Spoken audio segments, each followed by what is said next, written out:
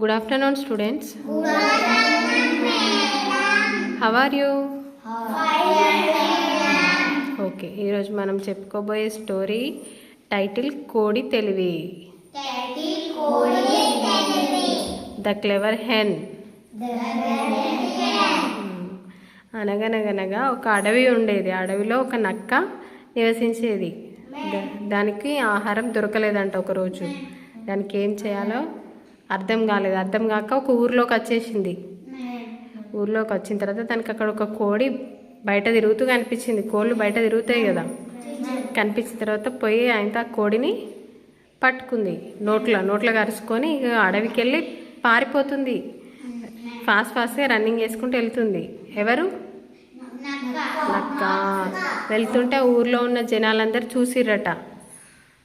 కోడి తప్పించుకుందాం అనుకుంటుంది కానీ నక్క గట్టిగా పట్టుకుంది. నోట్లో పట్టుకొని పోతుంది కోడిని కరుచుకొని. కోడికి ఏం చేయాలో అర్థమవుతలేదు. ఊర్లో జనాలందరూ నక్కని చూసిర్రు కోడిని పట్టుకుపోయేది. చూసి దాని నక్కను వదిలిపెట్టమని ఇట్లా ఒర్రుతున్నారు జనాలందరూ.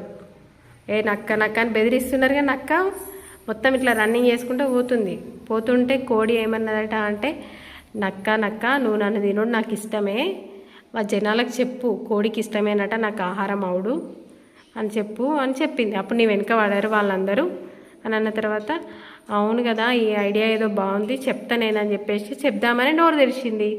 తెరిచేసరికి ఏమవుతుంది? కోడి పారిపోయింది. అర్థమైందా? నాకు ఎంత కోడి చాలా తెలివిగా ఉంది కదా, క్లెవర్. Okay, bye.